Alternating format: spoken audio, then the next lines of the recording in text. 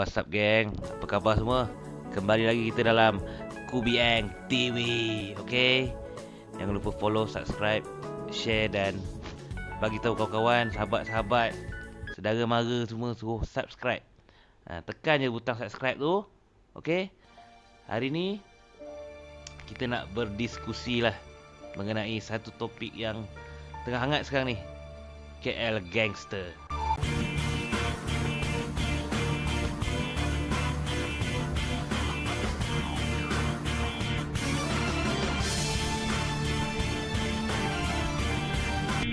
Mana yang kita tahulah KL Gangster 3 akan keluar tak lama lagi. Tapi dia baru plan lagi lah. Samsul Yusof dia tengah plan lagi benda tu. Cuma sekarang ni aku nak fokuskan kat dia punya satu universe dia, iaitu KL Gangster Underground. KL Gangster Underground ni merupakan sambungan kepada KL Gangster yang pertama tu. Selepas Shark kena tembak, Jai kena tangkap juga ataupun dia lari macam tu, dia sorok. Jadi kita tak tahu lepas tu, tak tahu apa jadi. Jadi kat Gangster 3 mungkin akan ceritakan benda tu. Tapi apa yang kita tahu sekarang ni kat dalam KL Gangster Underground, bila KL ni sendiri, bila King dah tak ada. King ni ketua KL lah. Okey, sebelum tu aku akan cerita dululah. Dia sebenarnya dibagikan dengan empat kawasan besar lah. Iaitu yang pertama Selatan. Selatan ni ketua dia orang panggil King Selatan kot nama dia. Dia ada King Selatan. Lepas tu yang belah utara. Utara ni dia panggil Raja Utara. Raja Utara. Yang lagi satu Timur. Timur ni kita tak tahu apa-apa lagi. Cuma kita tahulah yang melakukan watak dia itu Mustafa Kamal. Papa tu kan. Itu dia punya ketua lah. Itu King dia yang kat belah Timur. KL ataupun nama lain dia adalah Valley. Klang Valley. Klang Valley ni dia merangkumi semualah. Selangor, KL, Putrajaya. Jadi dia gabungkan semua jadi satu kawasan tu dia panggil Valley. Empat tempat ni semua dia ada dia punya ketua sendirilah. Ketua besar, dia ada ketua kecil, ada ketua besar. Okey, sekarang cerita KL Gangster. Nama pun KL, jadi dia akan fokuskan dia ke KL lah. Yang lain-lain ni mungkin dalam sampingan, hanya sampingan saja. Dalam KL ni sendiri dia ada bahagikan dengan beberapa kawasan kecil.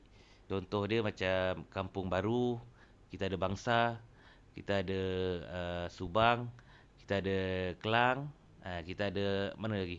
Ada lagi lah. Ini kira empat besar lah. Empat kawasan besar yang ada kat KL. Geng-geng ni semua memang power lah orang cakap. Kalau orang dengar je memang orang goyang. Lu kalau tak goyang lu tak tahu lah. Okey, sekarang ni dalam KL ni pun ada pula kawasan-kawasan kecil. Macam Setapak, Setapak lah, ada Gombak, ada apa macam-macam lagi lah. Banyak lagi sebenarnya dekat KL ni. Cuma yang diorang fokus kan dekat kawasan-kawasan besar macam Kampung Baru semua tu lah. Dekat bahagian utara dia tak berapa tunjuk sangat apa dia punya ni, apa kawasan dia ada. Cuma dia bagi tahu dia punya ketua yang paling besar dia tu. Kalau dekat KL dia ada King yang botak tu, yang dah mati kena bunuh tu. Dia ada King yang lain pula dekat belah utara, orang panggil Raja Utara tu. Itu dia punya ketua. Kalau korang tengok KL Gangster Underground, pelakon dia Zamarul Syam. Zamarul Syam yang pegang watak tu. Lepas tu dia ada King Timur. King Timur ada Mustafa Kamal. Cuma dia tak tunjuk lagi lah cerita dia tu. Satu lagi King Selatan. Belah Selatan ni dia dah tunjuk itu. Kalau tengok KL Gangster Underground yang Rise of Power tu, dia ada tunjuk dia memang ketua dekat belah Selatan tu lah. Kelas Selatan ni kenal Mei, bukan An Mei yang Spiderman tu. Yang Mei Wong nama dia. Wong ni dia pegang Bangsa. Bapak dia lepas tu bagi dekat abang dia. Abang dia memang langsi lah. Abang dia langsi, lepas tu dia pergi kahwinkan adik dia tu dengan geng Selatan lah sebab nak dapatkan. Apalah, korang tengok lah cerita tu korang akan faham. KL Gangster Underground, Rise of Power. So kita dah tahu diorang ada Selatan, diorang ada Utara, diorang ada Timur, diorang ada Valley iaitu KL semua kan. Tapi dalam KL Gangster Underground ni, KL Gangster Underground ni diorang cerita lebih ke fokus kepada Kampung Baru lah. Kalau sebelum ni kita tengok KL Gangster yang movie tu, diorang fokus ke Petaling Street. Bila diorang pilih ketua je, automatik ketua tu akan dapat kawasan Petaling Street. Itulah apa yang jadi dekat King tu. Bila orang lantik king tu jadi ketua valley tu ataupun KL tu, bila king tu jadi king kat situ, dia automatic akan dapat Petaling Street. KL Gangster punya movie tu dia fokus kat Petaling Street je. Tapi KL Gangster Underground ni dia fokus kat Kampung Baru dan kawasan-kawasan lain yang ada dekat dalam universe tu. Series yang pertama, kita boleh nampak lah macam mana Kampung Baru tu dia dibangunkan, dia punya kawasan itu dibangunkan. Okey. Dia punya ketua kalau tengok sebelum ni, Ayah Zan yang pegang lah buat masa tu. Sebelum, kalau korang tak tengok lagi, dia memang agak spoiler. Sebelum dia mati, kena bunuh. Okey, apa yang kita tahu, dia memang mati kena bunuh. Last season yang pertama tu, episod yang terakhir tu, dia mati kena bunuh. Sebelum diserahkan dia punya kuasa dia tu dekat Shah.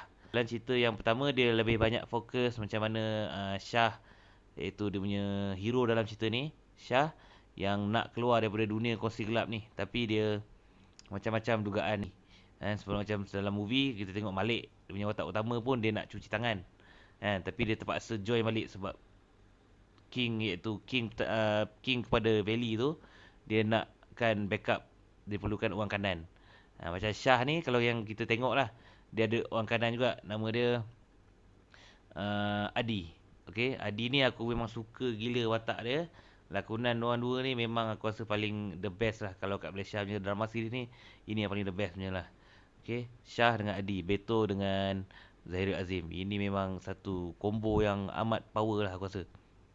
Okay, lepas tu kalau tengok watak-watak lain, memang jadi memang watak-watak dia tu memang penting. Setiap karakter tu memang ada dia punya fungsi dia lah.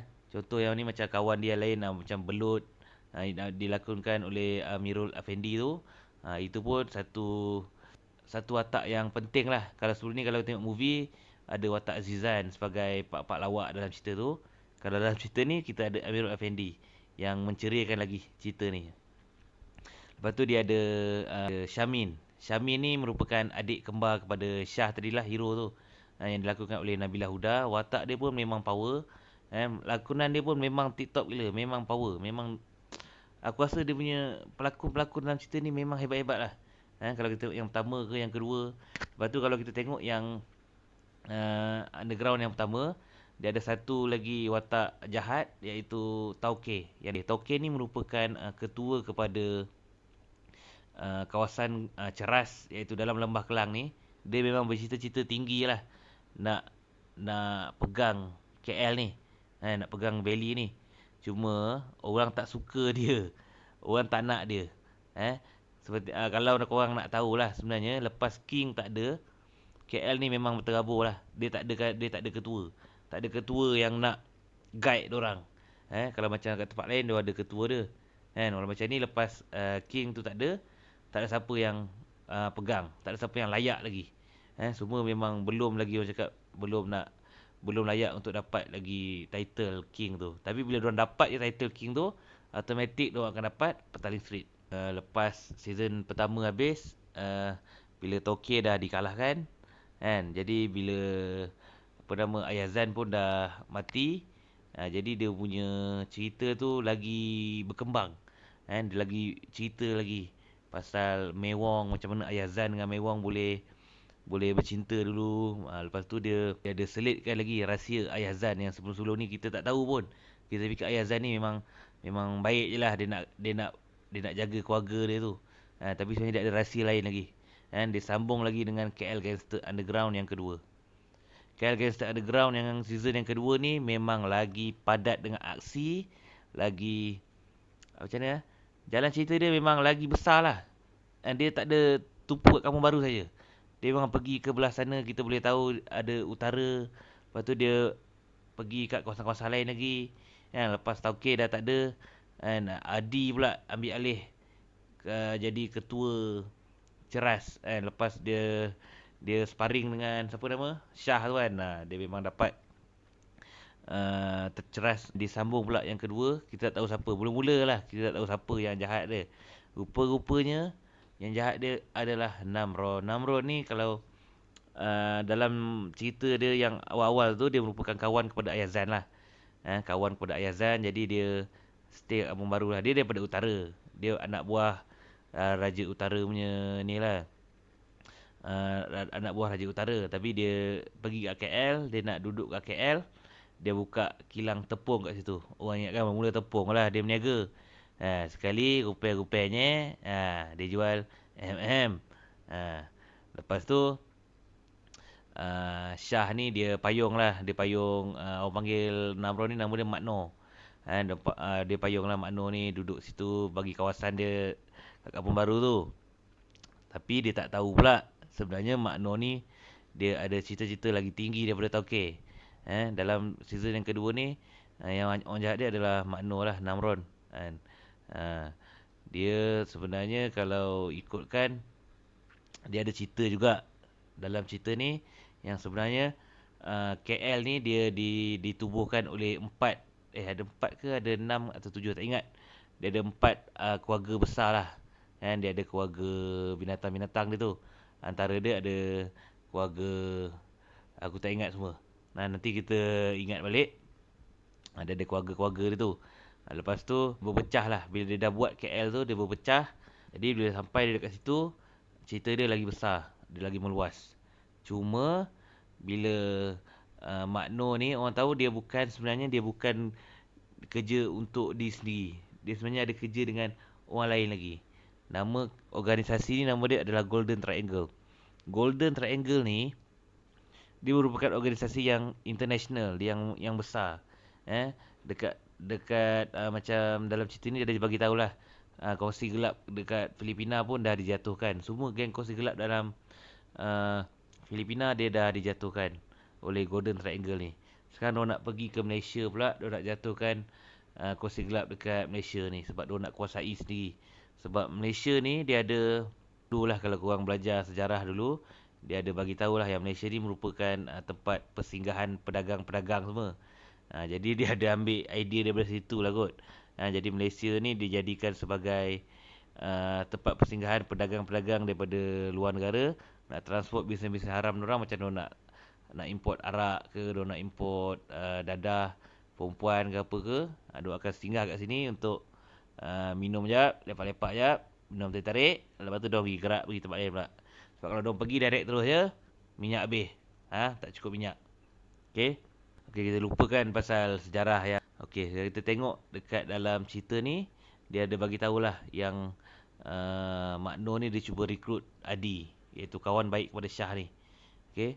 Dia cuba rekrut Adi tapi Adi ni dia sebenarnya merupakan kawan baik kepada Shah lah. Kan? Mula-mula memang dia tak nak. Tapi bila lama-lama bila Shah pun sendiri tak boleh nak percaya dia, ending tu dia ada tunjuk yang buat kita curiga lah, tak tahu sama ada dia join ke dia tak join Golden Triangle tu. Kalau dia join Golden Triangle tu, memang cerita dia memang lagi besar lah memang. Kalau Shah lawan Adi tak tahu jadi apa. Sebab itu memang tak tahu nak cakap. Okay. So kita dah tahu basically dia punya cerita basic cerita dia. Okay, cuma kita tak tahu sambungan season 3 ni ada ke tak ada. Lepas ada isu apa piracy lah apa bagai kan. Kita tak tahu, mungkin dalam cerita ni dia akan ambil sikit cerita ni, dia akan buat ke KL Gangster yang ketiga tu. Dia akan besarkan lagi KL Gangster 3 tu sebab kalau tak silap Samsul dia ada beritahu dia ada dua part. Part yang pertama dengan part yang kedua. Jadi kita tunggu nanti apa Samsul akan buat.